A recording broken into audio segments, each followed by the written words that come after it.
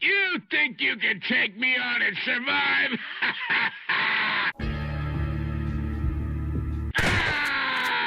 Howdy-ho, ladies and gentlemen, and welcome. When it comes to shotguns throughout the Payday franchise, they have always been a very solid weapon category to use. On Payday the Highs, you only had the Reinfield and as well as the Locomotive. One was very good, and the other one was so beyond terrible that you might as well just use the suppressed pistol on the game and do a better job with that one instead. That's how terrible it is, but that's not besides the point. Payday 2 also has a lot of variety of shotguns. While sure, there are some that are like copy-paste of each other and some very similar, a lot of them have their own somewhat of a niche and use, perhaps. But what makes shotguns unique in Payday 2 is the fact that you can actually change the ammo type, that being like AP slugs, explosive rounds, dragon's breath, tombstone slugs, whatever, that offer a different variety of gameplay changes, in one way or another as well. So, where does Payday 3 comes in? Payday 3 used to have a different approach where every single shotgun actually had a different purpose to each other. Mosconi was a high-risk, high-reward type of weapon, while the Reinfield was just an overall good shotgun. The TAS-12 or the Spaz was a powerful weapon against heavy units.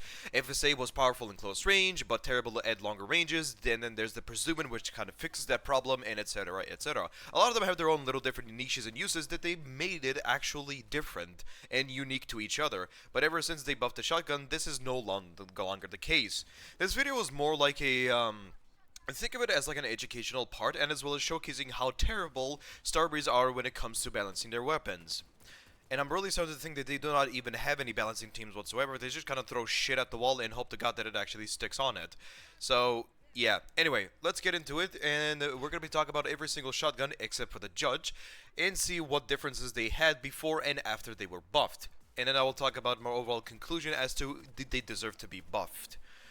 Sorry for the long intro, but without wasting any more time, let's get straight into it. Starting off with the good old Mosconi. The Mosconi back then was a very unique shotgun that, compared to the other shotguns, did not have a special attribute, that being its really fucking lengthy range. Trust me when I say this, being able to one-tap enemies and 20-meter distance long with the fucking shotgun was something that no other shotgun was able to perform, no matter how hard you tried it. It was the only shotgun that was able to do that. Plus, its hipfire accuracy was very tight and accurate, unlike the other shotguns. The only problem I can really say about it is the fact that it only has 2 shots in the magazine. Well, no shit, it's a double barrel. What else do you expect? But that's besides the point. Grabbing ammo funnel and as well as replenish made it a lot more effective, but even if you miss one shot, your ammo pickup would be slightly worsened in some way for some reason, which is kind of strange, but I'm not going to question it in one way or another, but that's besides the point. And what also made it very unique is the fact that it was able to one-tap lights and heavy units, even against its shields, if you were able to be behind them, of course. But against shields, it was able to like 2-tap them because the first shot broke the visor and the second instantly killed them. As for dozers, it was also unique as it broke the dozer's visor in 2 hits, allowing you to instantly switch to a weapon and, you know, your pistol and instantly kill them. And yeah, the range was very effective, the accuracy, you know, overall everything about it was very good. But what did they do after they buffed it? Not a lot has really changed other than the fact that the range has been slightly worsened. It's not the same sniper as it once was, and the hipfire and accuracy it has also been slightly worsened. But that's it. Everything else, when it comes to like the damage, the dish out that it's already able to do, it has not changed. You still 2-tap shields, you still 2-tap those as faceplate, you still kill lights and heavies the same way. The only real difference that it made it's its ability to pierce through multiple targets, or being able to hit multiple targets when they're behind each other. That's it, honestly, that's all they changed.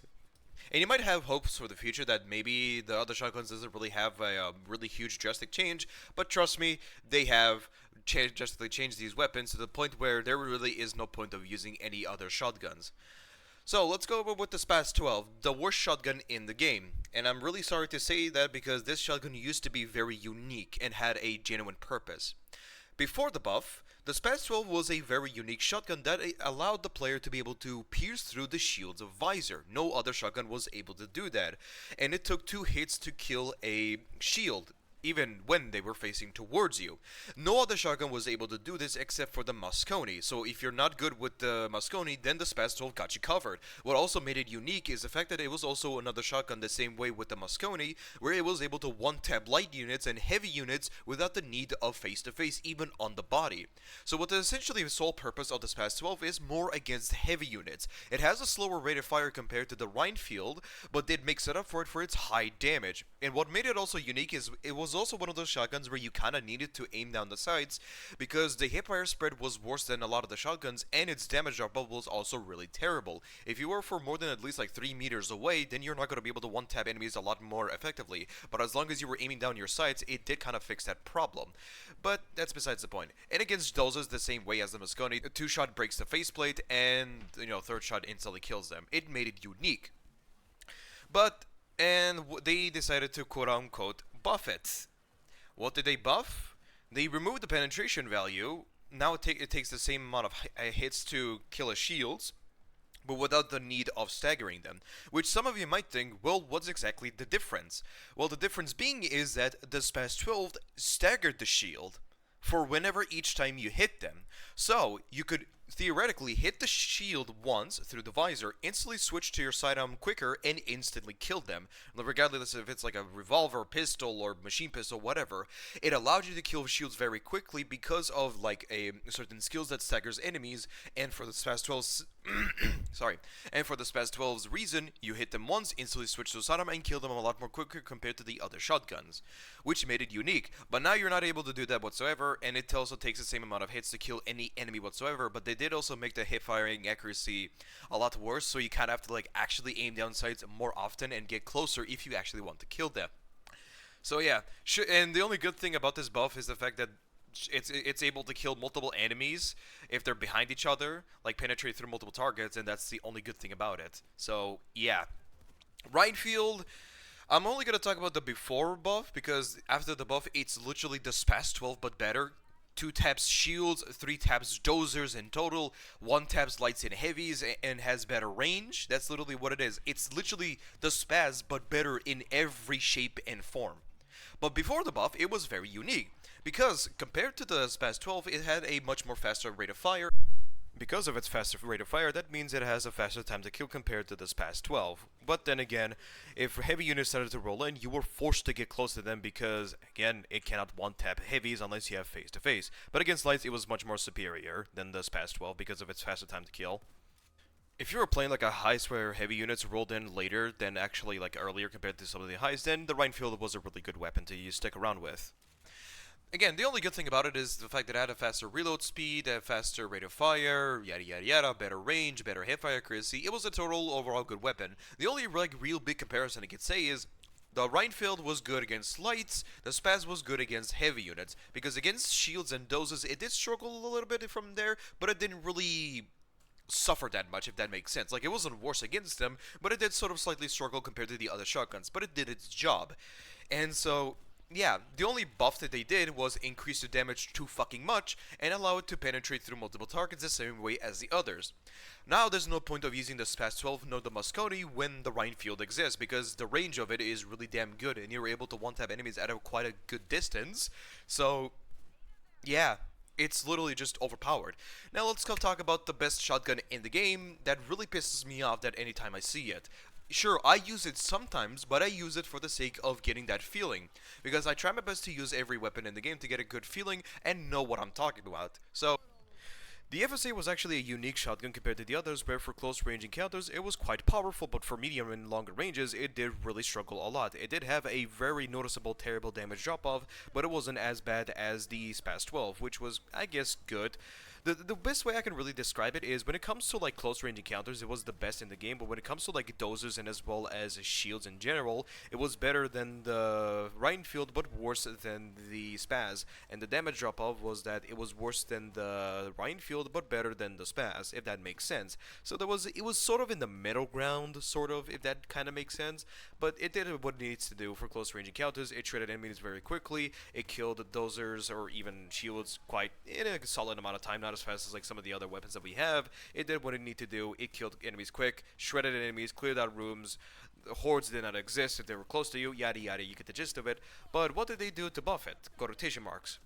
They didn't buff it. They fucking injected it with steroids. And I mean that literally. The damage has been too fucking highly buffed. The range has been bullshittedly increased amount. Is that even a term? I don't think if it is, but I don't really care. The range has been drastically increased for some apparent fucking reason, and they also gave the ability to be able to penetrate through multiple targets. For some fucking reason. Why, Starbreeze? And you might think, does that extra damage matter? Yes. You can 2-tap shields, or 1-tap shields if you get behind them. 3-taps dozers the same way as the Mosconi and the Spaz. 1-taps lights and heavies even without face-to-face, even across 10 meters away. Which was something the Spaz 12 and the Reinfield, well, not the Reinfield, but the Spaz 12 circled and the Reinfield was good at. And then there's the FSA. The FSA is literally the #1 best in the game, and I am not over-exaggerating when I say this, even against dozers. The Ziv Commando back in the earlier days was the best weapon against them because of its really absurd rate of fire. But then there's the FSA telling the weapon to go fuck itself because it literally took the crown and becoming the best weapon in the entirety of the game. And for some reason it also has this capability of killing snipers even if they're like very far away, which is also a very questionable stupid fucking feature. Like, what the fuck, Strawberries? Do y'all even play your own game in the first place? I don't think so. Like, holy shit, this gun just like pisses me off so much than what I can already say. Like, I really hate this. Even the most brain-dead piece of shit player on the history of humanity can use this and do a better job than a veteran player that's trying to like use more different weapon varieties. And that's really saying something because this weapon requires no fucking skill to use whatsoever. Just point and click and you're already done. Even if it's on the body or leg, you're gonna be killing them much more quicker than any of the other fucking weapons that exist in this game. And it really pisses me off of how overpowered this thing is. And then there's the M7 Pusruivant. Before the buff, where did it fit its role? It kind of fit the role of the FSA, but it fixes the problem of having a really terrible damage drop-off. The Pusruivant fixes that problem of having better range and as well as being a burst shotgun, allowing you to kill enemies a lot more effectively at longer distances. It was powerful at close range, but that was more or less the FSA's job and it did a lot more better. But the M7 Pusruivant was better than dozers and as well as shields, and you can kind of think of that way. So the FSA was powerful against close range, but slightly struggled against dozers and shields. The M7 Pusruivant kind of fixes those problems entirely, but is a little bit weaker on close range encounters because of its bursting effect and having a delay after every burst shot that you shoot out. So it did have a bit of a difference here and there. It was unique, it was very good against snipers. You were actually able to snipe them unlike the other shotguns. It was unique. That's what made it special. Longer range and being able to kill enemies quicker and effortlessly at longer range without, caring too much. It was good. And now it literally is the same way as the FSA, but has more range, but the FSA is better at close range. That's the only real difference. The FSA is good and powerful against mid to close range, and then the FSA is better at longer ranges. So yeah, you see where I'm going with this? All of these shotguns did not need a buff. They only needed some bit of tweaks. Now, when people come at me and say that what's the purpose of balancing a PvE game, it sounds stupid. First of all, that's the whole point. You gotta balance the game out to actually make it more interesting. If it's too hard, then the game becomes unfun. If the game is too easy, it gets too boring. You have to make a bit of a balance. So when people come and tell me, even when I'm not in the process of making a video, they ask me, me giving out balancing ideas in a PvE game is quote-unquote retarded. Which is not. Some of you lack the fucking common brain cells to even function it in the first place. Balancing is a necessity thing regardless if it's a PvE or PvP game. It is essential to make the game enjoyable. And Starbreeze, on the other hand, is not one of those developers where they're very good at balancing things. I mean, for God's sakes, look at Payday 2. Half of the weapons are literally copy-paste of each other, and they have no sole purpose of whatsoever. Just use one weapon you like, and just call it a day. Even if it's a piece of shit according to the player base, which they're not. The only bad weapons that Beta 2 has are the bows and the crossbows and the M-car, and that's it. That's the only bad weapons, so yeah. But that's besides the point. How should they have buffed the shotguns? Well, in my opinion, I feel like they should have kept the way FSA and the M7 Pusruivant worked, but made them slightly better against shields. Just slightly, that's it. That is all I am asking. Make it worse against dozers. That's it. Close range, the FSA does that pretty good, and then the M7 Pusruivant should be good for medium range encounters. Do not give them any penetration value because that would literally break the game entirely. The only weapons that should be able to penetrate through targets are the Reinfield, the Spaz 12, and as well as the Mosconi. But what should be the penetration value? I feel like the Reinfield should only be able to penetrate through one target, meaning that if there's one person behind them, then that person as well gets hit, like two people in one. And then the Spaz 12 should be able to kill like 2 or 3 targets with one hit, and then the Mosconi should be able to hit at least like 4 people because it's a double barrel and is a high risk, high rewarding type of weapon. Yeah. So the only shotguns that really deserve to have like some sort of a penetration value are the Spaz, the Reinfield, and as well as the Mosconi. Those are the only ones that really needs to have some sort of a penetration value. As for the FSA and as well as the M7 Pusruivant, do not give them any penetration value whatsoever, but maybe increase their damage just a slightly bit, just so they're effective against like shields a little bit more, but don't make it too much to the point where it shreds doses very quickly. That's not the sole purpose. The sole purpose belongs to the Reinfield, Spaz, and as well as the Mosconi. Are they going to implement these changes? No, we're kinda too late, too far. If they have not nerfed the Deagle or even the fucking Adeleg for that matter, then honestly, we're doomed at this point. Payday 3's balancing is going to get worse, I fear. The only balanced weapon that they release is the Judge. The new Spearfish that they release is literally the best in the game, and I'm not over-exaggerating when I say this. It one-taps shields, lights, and heavies at a very good distance, even against fucking the Zappers and Nadirs, which have been tankier. The only time it's worse is against dozers, but consider the fact that the Judge and as well as the Jackknife and the Deagle exist, I don't think it's that much of a problem. Starbreeze is not really good at balancing weapons, that much is obvious. And are they gonna do anything about it? Probably not, but it's a sad thing to see. But I hope you enjoyed this video, and I hope you give you a very good insight on how each of the shotguns functioned before and after they were buffed. So yeah, Mosconi was a high-risk, high-reward type of weapon against every enemy. Reinfield was very good against light units. The Spaz was very good against heavy units and dozers and shields. FSA was very powerful against close-range encounters, but struggled against medium range. And then there's the M7 Pusruivant, which fixes that problem entirely. So every shotgun back then had a genuine, unique purposes to each other, but now ever since they were buffed, none of them have a purpose, and it's only the FSA that's like far superior than any of the other weapons in the game. And it's a really sad thing to see. But I highly doubt they're going to revert the change because we're kind of too late to even, you know, have anything balanced out entirely. So, yeah. Sorry, this may seem a little bit pessimistic, but that's the sad truth, honestly.